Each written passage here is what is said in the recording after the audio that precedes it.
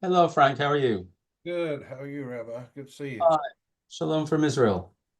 Shalom, shalom. Yeah, doing well. Moving a little better finally. Yeah, you're back. Yes. Slowly getting back to where to a healthy position. And the the bad part, the VA. I'm grateful for the VA. Really grateful for the VA, but sometimes they do move a little slow. So, Where's the closest center for you for treatment, for about therapy? an hour away.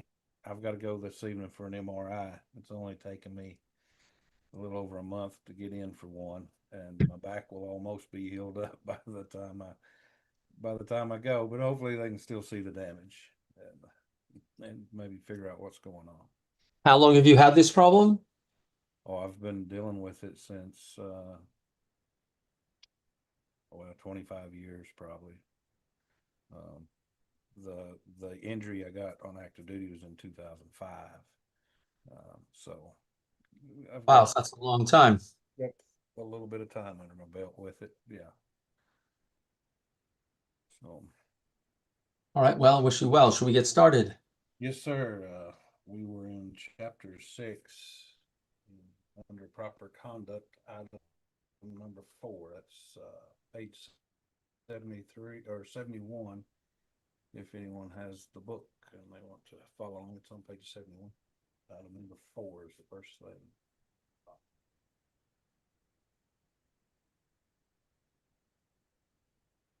Are we Started on? on Sunday, So this in Sunday, proper conduct, and which clause or paragraph? under proper conduct, item number 4. Okay. Not gaze on at Okay, anything so else. fine, I see it. Okay, so shalom to everyone. Hope you've had a good week.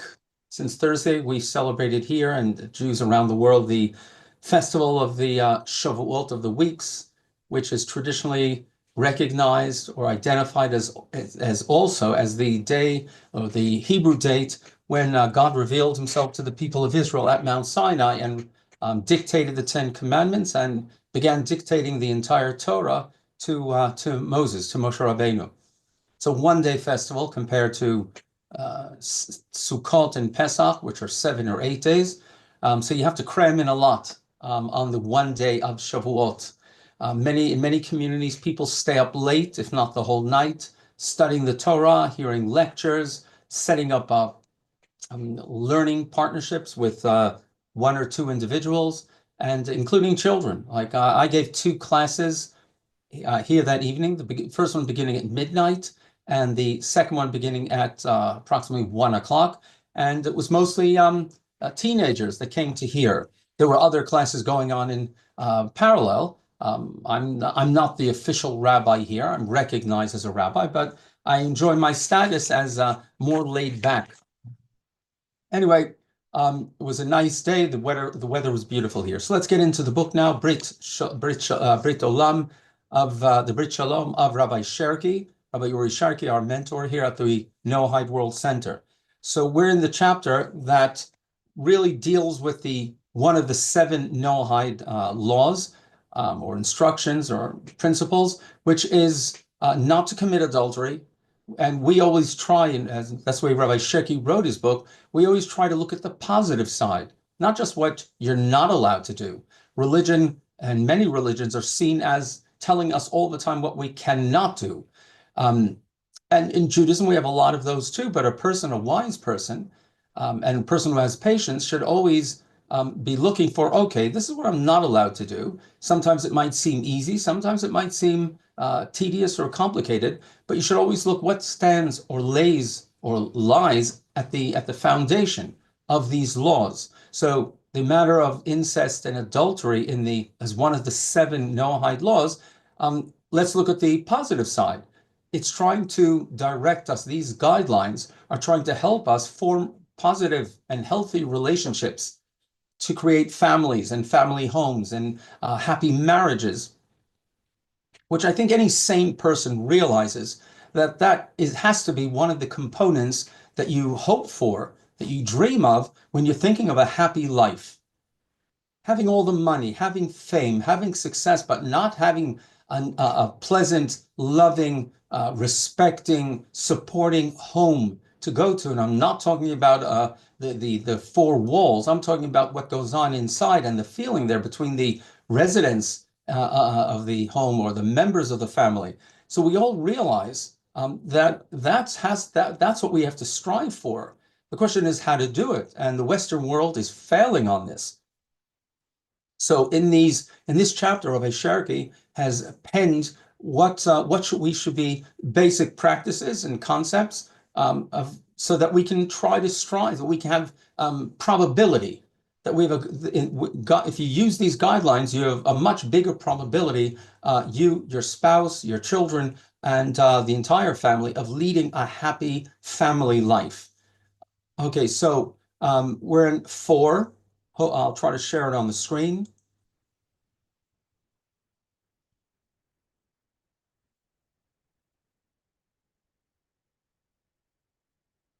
You should be able to see it now. Number 4, a person should not gaze at immodest sights, whether he's not referring only to pornography. And I've received over the years questions about pornography. It's not necessarily a terrible sin, but the question is it a healthy thing? And therefore, any moral authority, especially if that is trying to steer people to have a healthy relationship, I'm not going to speak out against pornography. I think it's obvious that if this is what a person is hooked on, whether on the internet or printed, it's not a healthy status or urge to have. I think we all can get pleasure out of looking at someone who has pardon me, a sexy body, a hot body, whether of either sex. But to constantly be involved in that is not healthy for real and meaningful relationships.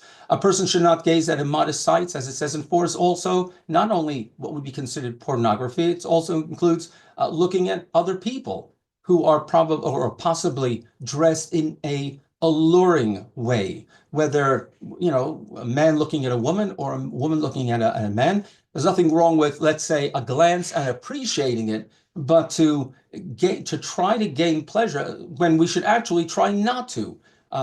People are out there and people are dressed, and we can tell people how to dress, but it doesn't mean I have to look at them. And honestly, it took me years to do this, and to do it without offending anybody and without it becoming a crazy form of behavior. But I keep sort of my eyes either on looking up at a billboard, so to speak, or, I'm not going to stare at people. Either way, it's not polite to stare at people. Even if you get the feeling that person wants you to stare at them, that might make it even more important not to stare. But there are ways, to just avoid staring. You glances, you look around. It's good to see what's going on around you. If you can help other people and to stay away from danger, but we shouldn't look at immodest sights. Honestly, that's why observant Jews will generally not go. I shouldn't say generally. Many observant Jews will not go to a swimming pool where there are men or women half naked. It's not a healthy situation. So the question is, so what do? You want to go with the family to a swimming pool or something? Yes, it does become more complicated. Whether if you don't have, and again, I know it's a luxury and it's impractical in many parts of even the United States, and including Israel. If it's cold most of the year, it's expensive, the upkeep and so on. In Israel, they have, and it's possibly also there are clubs or swimming pools, even public swimming pools in the United States that have hours for men and hours for women. Here where I live, there are, and it's not only for religious reasons. There are women that don't want to go to a pool. If there are men hanging around, and they feel that the men are looking at them, with the word be luridly and so on. They don't want their daughters going there. And if we're honest about it, we shouldn't want our sons or our husbands going to places where there are women dressed scantily. So when I lived in London, nearby, there's something, if any of you have ever visited, there's something called the Heath. It's near what's called Hampstead. And the Heath has some, and it's been there they've been there for a long time, swimming ponds. They're natural pools. It's a very big park in the center of the city or in one of the suburbs of the city near where I live. And it's natural water. The water is freezing cold. There are people that swim there all year round. But and these pools have been around and I would say made official and supervised by the local council. There's a pool there for men. There's a pool there for women. And I think there's a mixed pool. And so people can choose where they go to. It's open to the public. And I went once, actually didn't feel comfortable because there were only men there, and you can use your imagination. A men's only pool also attracts other types. So I did, besides the water was too cold for me. But again, this is something to think about. What is a healthy environment for our families, for our spouse, for our relationships with our spouses? So there's something called separate swimming. Observant Jews are familiar with this anywhere in the world. They may not be too observant about it. There are beaches in Israel or sections of beaches in Israel that are at certain hours only for men or only for women, to allow people that want to swim, want to have the pleasure, the experience of a nice pool experience or a nice beach, but without having, these immodest sights. Of course, if anybody on the street heard me speaking like this, they'd say, you're crazy. I don't think so. And many Jews don't think, and I think there are many from other religions too, and Noahides that recognize the issue, the problem. You go to a pool to enjoy yourself, to swim for exercise, maybe to get some sun, not always healthy, but it shouldn't be about going to show my body off or to go look at other people's. And I think anybody that's looking for a healthy relationship and to protect themselves from what's going on out there, then I think this does make sense. Some people say it's a lost cause. We don't think so. 5, a man should not desire another man's wife. You shouldn't be, again, you shouldn't be staring at another woman if you're a man, or a woman should not be staring at another husband. I speak to other women, and my wife speaks to men. But the question is how much you're putting your eyes or laying your eyes on that. And of course, the circles and I generally mix in. A woman will be dressed modestly and the man will be dressed modestly. And not only that, the conversation will not be about things that arouse issues. And if you find yourself that you have, you're thinking of your friend's wife or another man's wife, well, then you should try to figure out how not to. First of all, by not looking at her, staring at her. And again, it helps if she dresses modestly, and if she doesn't, well, maybe you're mixing in the wrong circles. And you should not accept it as something appropriate. If you dream about her, fantasize about her, and that goes probably for any woman that's not your wife. It's not a healthy relationship with your spouse, and again, it's in both directions. We have to figure, we shouldn't accept it as there's nothing I can do about it. There is. It's what is on your mind the whole time. And again, vision or a picture is worth, what do they say, 1,000 words or something like that. So the same thing, a live picture is something you should try to stay away from. So like I said, if I'm sitting at a table having dinner with someone, whether it's somebody at the other table, I will try to make sure that I'm looking at my table, looking at my wife or my friends, and to realize there's a danger there. 6, besides, what does your spouse think? I'm sometimes embarrassed. It happens, I might be sitting in a restaurant or driving, and I try to be alert what's around me, and I suddenly notice, whether it's a woman, a young lady, or somebody that is not dressed modestly or is gorgeous, and my eyes for a second, flick to that direction. But I try to be very careful and to immediately, look, first of all, back on the road. I never want my wife to think that I'm staring at another woman. Never. I love my wife. I want a good relationship with my wife. The same way, I wouldn't want my wife staring at a guy who was hot or was, a hunk or whatever the word is these days.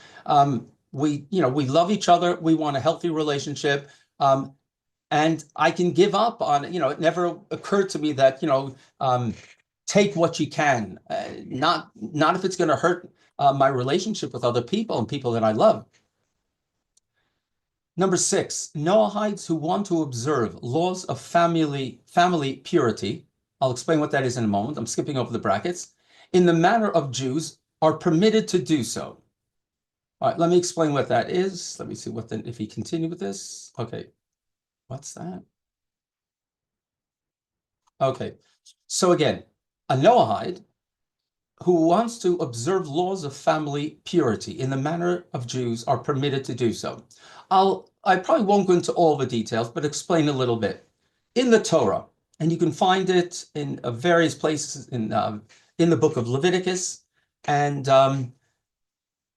we know a healthy woman during certain years when she is, from puberty till menopause, a woman has the ability to create life inside her. Obviously, a womb, ovaries, and so on. In a natural, and when she's healthy, and if she's not on any medication or any artificial prevention methods, then a woman, when she doesn't become pregnant, the body cleans itself out, sort of, and there might be some bleeding or some drips of blood or other emissions. And during that time, the Torah says the woman is impure. It's not a sin, it's a natural cycle. It's actually a healthy cycle. During that period, she is not allowed to lie with a man. Now, because the Torah generally prescribes, or pretty clearly prescribes, that a woman should lie with a man only when they are married, they are committed to each other officially, legally, and hopefully they respect and love each other. So it basically means she can't lie with her husband during the time when she is menstruating. And then when she wants to reinstate relations, and again, he's part of the equation, the husband, then she has to immerse herself in a bath of natural water. That could be a river, a spring, a stream. It could be the beach, the ocean. So again, if she wants to reinstate, and I assume they do, they want to have sexual relations again, of course, consensual, then she has to immerse herself in one of these baths. It's a way that the Torah and in ancient traditions is a way of purifying yourself to show I want to change my status, so to speak. There is a lot to be said about this, but I'm trying to do it briefly.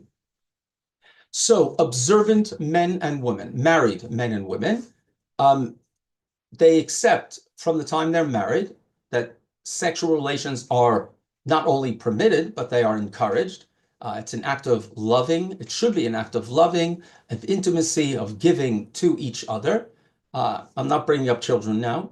And they know that during the month, there will be at least a week where they will abstain from sex. Now, for some, that might be difficult. 1 week shouldn't be that much of a test or call it a trial, but for some, maybe it is. The idea also, and again, we always look not only what is prohibited, but what is the underlying maybe value or ideal here. So as I said, we can obviously realize that even though you're two consenting adults and it is permitted, you're married, you're showing, first of all, I accept God's prescriptions. I accept that God has commanded these things, but it also should help the couple develop other ways of communicating their love. It shouldn't always be about sex. There should be, or a physical contact. There has to be, and for a healthy relationship, some way that you find a way, each spouse towards the other side finds a way to express their love and their feeling of admiration and interest in intimacy without the sex. Not only that, it should create, this is another possible explanation, the Torah doesn't really give an explanation other than purity and impurity. It should also enhance the urge for sex again. Because if you can get it every day, whatever the physical pleasure is, enjoyment is, if you can get it every day, there's no limits on it, well, then it might become routine. This idea is that at least for 7 days you're abstaining, and sorry, my mind it's slow today. it shouldn't increase the anticipation, the excitement leading up to it.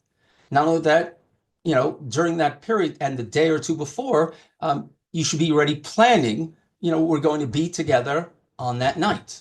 Because usually the immersion is at night. It doesn't have to be, but at least in the evening, when usually there's more time because we're finished with our workday, the kids are asleep, then it means husband and wife are already planning that night. And it happens in, I would say, nearly every Jewish observant home. It's something discreet. Even the kids don't know when mom is going to bathe in what we call a mikvah, which is a ritual bath. In every every Orthodox Jewish community, there is a ritual bath. You probably wouldn't even know it exists. Sometimes it's adjacent to the synagogue. And it's a place that usually for ladies, for women, is open only at night or from darkness, from nightfall. And she will shower before she goes, and then she bathes herself in this ritual pool that is made up with rainwater. But basically, it's based on rainwater. It's just the easiest and most modern way to do it. You also want it heated and not a cold pool. It's not very big. It's a big-sized, possibly jacuzzi. It's deep enough that you have to go down a few steps to get into it because you have to be able to immerse your whole body. I've been to a mikveh a few times. First of all, on the day of my marriage, over 40 years ago, I went to a mikveh. When I went up to the Temple Mount a few years ago, before we go up, observant men, we will go to the mikveh in the morning, and then whenever we go during the day, we will go. We do it, many observant Jews, men included, well, mainly men, will go before Yom Kippur for the Day of Atonement, when we're looking to, again, remind ourselves. It's also symbolic. We're reminding ourselves that we want to change. We want to be better. It's something that as we grow older, when we're younger, maybe we want to improve ourselves. We want to build our bodies. We want to build our minds and so on. And then as we grow old, we're just too busy or, I am what I am. That shouldn't be the policy. And actually, I had a wake-up call because I went to a lecture on Shavuot about change and how difficult change is.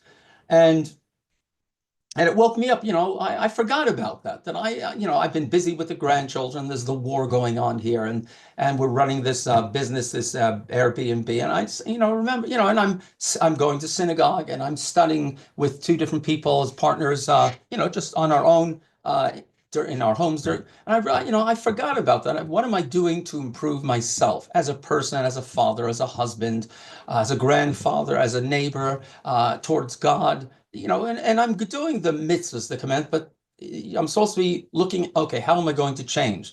So again, going back to it, observant Jews, I would say nearly all of them, if they consider themselves observant, they will, and they're married, and their wives are still, the wife is still menstruating, they will live within a vicinity of either a ritual bath that was built by the Jewish community, or a stream or a beach or something, or a lake, where the woman will go once a month after she menstruates. She will go, and then, as I said, hopefully that will create a cycle in their intimate relations, and not just there's I remember some TV series that come to mind where what scares the husband, and sometimes also the fiance, sometimes the man, usually the man and also the wife, is to think, I'm going to be with only one person for the rest of my life.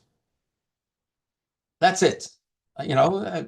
People get used to, sadly, in the Western world, sadly, because I think it confuses them, that they can, pardon me, sleep around. There's nothing to it as long as two consenting adults and their people are polite and civil and clean, and it's okay, it's okay, it's okay. So the thought of getting married and being, I think the word is monogamous, scares people when it shouldn't. You should be, think, I love this person so much, and I respect this person so much, and I expect to build on my relationship. So that's why observant Jews, besides it's prescribed in the Torah, and they wouldn't violate this law because it's a serious command, so to speak, they will look for this. And as I said, at least once a month for a week. And I'm sparing you because actually with the rabbinic decrees, they sort of inflated that, and it usually works out about 12 days during the week, during the month, which almost amounts to half a month, they will abstain from sex. The exception is if the woman is pregnant, and then usually she doesn't menstruate, depending. There are some women that do. Sometimes breastfeeding mothers don't menstruate.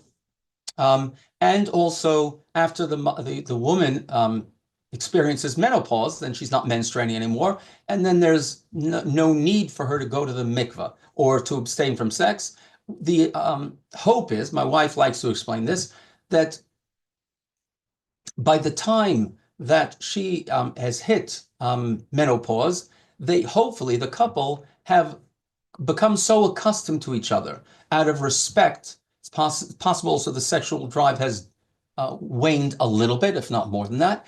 But it means that they've already created the words, the vocabulary, the habits and routines of the home for the two of them to still maintain their relationship as husband and wife, two people that have been intimate and should remain on certain aspects intimate between them. So Rabbi Cherki, in what we just read, said that if a Noahide wants to try it, they definitely can. They don't need to go to a ritual bath. They don't have to do anything. But if they want to choose to do so, they could possibly try to make an appointment at a ritual bath. You just find the phone number. Usually it's outside somewhere. And usually it's by appointment. Outside of Israel, it's usually by appointment. As you say, I'd like to come on this evening. What slots are open? And you come. Sometimes they will provide a towel. Sometimes you bring your own towel. And usually you shower when you get there. And you have a few minutes in the ritual bath privately. It's a private thing for women. Men, are less modest, let's say, or less careful about their modesty. So, there might be a few men hanging around, not in the pool at the same time, but just, it's like a locker room. So, we will shower to make sure the pool stays clean and hygienic and so on. So it's interesting Rabbi Cherki brought it up, but again, I would assume within Orthodox Jewish circles, there's less divorce. There is divorce, as we read last week. It is permitted. It's not a sin. It's a solution or a release for a marriage that's gone bad or a relationship that has gone bad, and it can happen to anybody. It should happen less for people that are committed to values and to raising a family and out of respect and so on. So divorce happens, but I'd like to think that it's reduced because of the lifestyle. The lifestyle that includes this ritual purity for sex. Again, I would assume less Orthodox men experience premarital sex or various partners, sexual partners. It happens, people go to university, in the army, or they're tempted, and it is, of course, a very powerful drive in every human being. But there are rules, and if you live in a certain environment, certain society that frowns upon it, and you want to live up to expectations because you believe in the Torah and its way, so therefore there are these values that help contribute to a healthier family life. The idea of the Sabbath for a family day, where people sit at the same table, respecting each other, enjoying each other's company. You can bring in friends or neighbors or grandparents, which is a healthy thing anyway, which also helps make it more interesting for everybody involved. So these are all things that help to create a positive and a healthy family lifestyle. All right, let's move on a little bit. I think we're finished with that part of the chapter. It is a serious thing, and all brides and grooms, Orthodox brides and grooms, go to premarital orientation to learn about these laws. These laws are generally not taught in detail, at least, until a person's ready to get married, and then you find a rabbi, and the brides will go to a rabbi's wife, and every community has a few people that are officially or unofficially or semi-officially, they're the ones that sit with the brides and the grooms to teach them these laws. And then the brides and the grooms decide how much they want to observe. It's up to them, of course. It's a discreet thing, and it's sort of between it is between them, the two of them, and God, how much they want to keep these laws. And again, there are people that are lax at certain stages of their married life, and then they create their proper habits and so on, and then they get back on track. Okay, let me see if I can share this again. Get back and study a little bit more.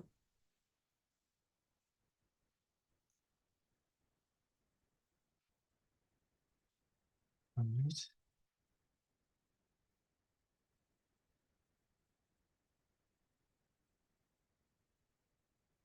Okay, is it big enough, Frank? Script? The text is big. Okay, good. Okay, we're moving on to the next part of this chapter.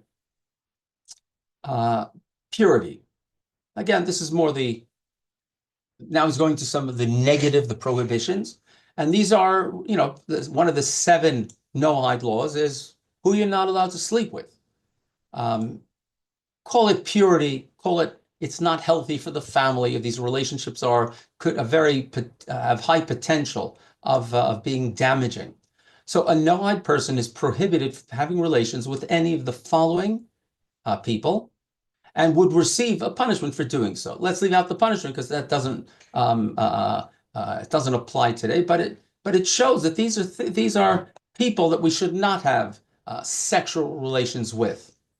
Obviously, there's some of these things obvious. Person's mother, your mother. I think makes us feel to even think about that.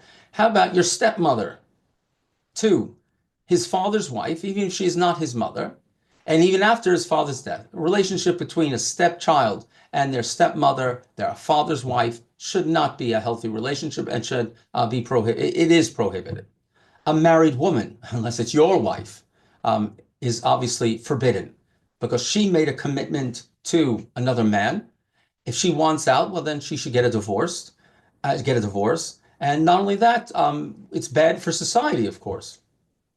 It breaks up homes, and then children are left in broken homes, as in, I think, maybe almost more than half of homes in many Western countries. There aren't 2 parents because they were born out of wedlock, call it, or the parents were married, but then they got divorced and moved away, and it's not a healthy situation for children.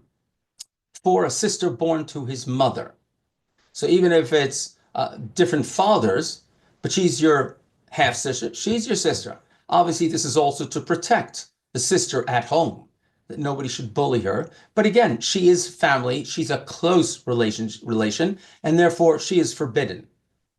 A male, homosexuality is forbidden, and animals, which again, I don't think applies to most people, or various in Western countries at least. Maybe in the ancient world it was still some people violated this law. Now, when it comes to homosexuality, the Torah is very clear.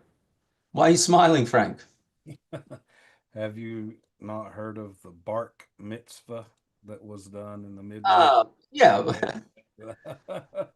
Yeah, and then there are pet cemeteries already. And listen, people do funny things. And again, I have to admit, I'm not a dog lover or a cat lover.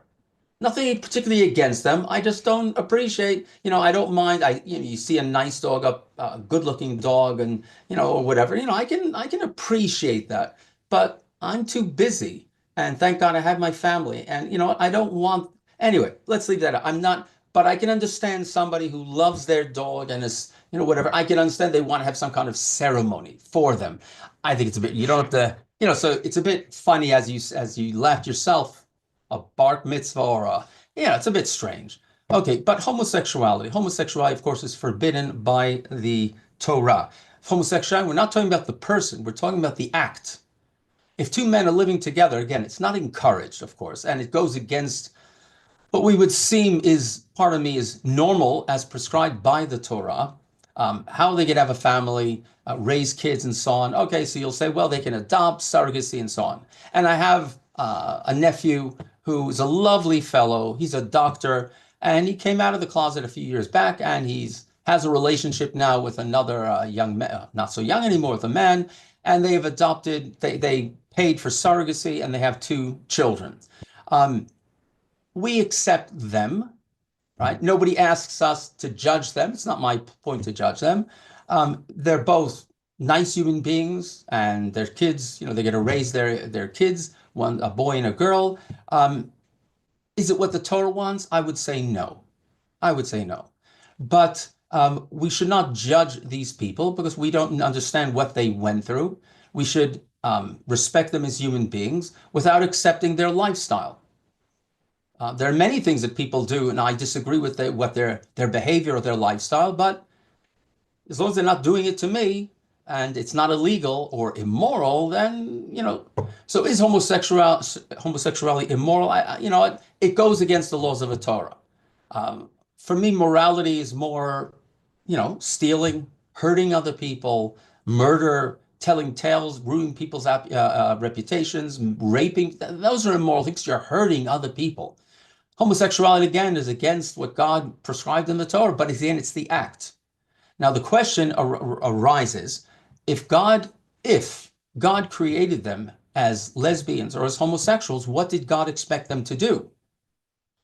We used to believe, and I'm being open here, I think we used to believe that homosexuality was nurture and not nature.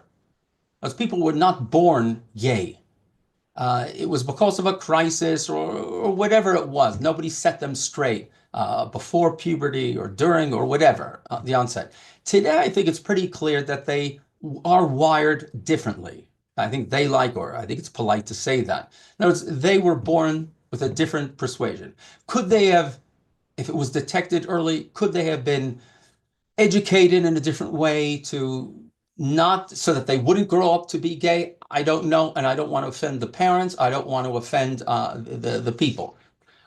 We have, my wife recently told me she was going to Jerusalem yesterday. We were babysitting some of the grandchildren. I had to get there early. My wife had to stick around here for a while, and she got a lift into Jerusalem with somebody who told her he's gay. He's living here in our town that are mostly observant Jews, not everybody, but we pride ourselves that we are open and we try not to be judgmental. He lives here with a partner. I think they have some children, and he was open about it. I think he does come to synagogue for prayers, so I think he considers himself an observant Jew, which is a bit strange because that means you're picking and choosing. But again, it's not for me to judge. It's his life, not mine. And again, the big question is Hashem, God. If you created this gentleman, this boy, when he was a boy, you created him with this gene or whatever it is, then what did you expect him to do? I don't have an answer for that. I think it's a very tough question, or it's a question that we should be thinking about. I have yet to meet a rabbi that I felt gave a satisfactory and an honest answer that I think would please God about this. So I think we have to be nice to people, respectful to people, without condoning their lifestyle. They chose, whether they chose it or not, that's their business. We have to show, and again, I had a brother, my eldest brother, who passed away a few years ago. I don't remember what age I was when he was 5 years older than I was. I don't remember what stage I knew he was gay. But he moved out of the house, and most of his adult life he lived in the United States. He went back to the United States. We were living in Israel. And, after he died, or towards he died suddenly, I felt so bad because I think that was an escape for him. He realized it was difficult for our family, my brother, or his brothers and sisters, to accept what he was and his lifestyle. I don't mind what he is, but the question is his lifestyle. And I think in order not to deal with it, he came out of the closet about 50 years ago, which would have been, and again, in a conservative society, in an Orthodox Jew, it must have been difficult for him too. And I feel bad that we didn't have, he was always welcome in our houses, and I went, overboard to make sure he always had a place to stay when he came to visit us in Israel. But it's still, there are children, there are brothers or sisters. We have to be very careful. We should show them love. And again, that doesn't mean I accept their lifestyle. But it's very clear the Torah forbids it. But we're not God's punishers. We're not God's. I've never felt to be God. I'm not a punisher of God. I'm not God's advocate in a matter of speaking. I'm an advocate maybe, but not God's prosecutor. So if God made them like that, God has a plan for them. And all right, maybe we'll stop here. All right, because that is a big issue, homosexuality. And again, in religious circles, Jewish, Christian, Muslim, it's a big question how we should treat these people. And these people are our brothers and our sisters, their family, their friends, their neighbors. And again, they're the only ones not behaving properly. People that are violating other laws of the Torah, or people that are behaving truly immorally because they cheat, they treat their spouses with disrespect and so on. And that we accept, and these men and women we don't accept. So we should be careful. We should be very careful. And I think that's what God would want us to how God would want us to behave. All right, before we finish, Frank, any comments or any questions that you came Well, across? I was just going to mention, Rabbi, that I heard a teaching a long time ago. I want to say it was Rabbi Singer. I'm not sure, but I've heard a few rabbis sort of touch on what you were just speaking about, and they come at it at the angle that basically everybody, nobody's born perfect, obviously, and we all have an evil inclination within us. And it just happens to be that some men are attracted to men, some women are attracted to women, and that happens to be their evil inclination within them. And each time that they resist that, that credit goes to their heavenly bank account because they're resisting that, that evil inclination within them. So it's almost a greater reward for them because I don't share those same feelings, but I may have inclinations towards other things. So for me, it'd be when I would resist those. So I would just strongly encourage anyone that's battling with that within themselves, just understand that's your life's test. Everybody's on a test. We're all here under a test. That's your life test. And be strong and get more Torah in and less of that out, or more of that out, more Torah in. So are we on for Sunday? Let me check my calendar. Yeah, I think so. We uh, we should have, yeah, we should have what do we call it? A Noahide gathering or I've sort of been labeling it Noahide Online Friends. okay, Dan's whatever you got want to the call it. gathering thing on his, so I thought, well, we'll do the Online Friends. So it's Okay, so you want to explain now what it is? so we just we're all sort of missing that community that we had when we came out of Christianity or whatever religion you came out of, and this is our way because we all are so separated by geography and this is our way of coming together to fellowship with Rabbi. So if you have questions that you want to ask him directly, you can do it during this class or during this meeting on every other Sunday at 2 p.m. Eastern Standard Time. So you'll have to adjust the time for where you live, but that's 9 p.m. Israeli time in South Africa and other places. So Right. So we've had it a few and we try to make it an open conversation. And generally people want to ask me questions or express views that they might have heard, they either liked or they're confused about. But so prepare your questions, prepare what you would like to talk about, and let's try to create this bond of friends, a friendship. It's not as good as having somebody close in a community or a club feeling, but let's get this going. Let's get more people into this group. And for a free conversation that we try to do, we try to hold every other week or so on Sunday at the times that Frank mentioned. So let me thank French on behalf of everybody, and I thank you for arranging this and look forward to seeing you all on Sunday. thank you, Rabbi. Thank you for your time. Shalom, God shalom. bless. Shalom from Israel.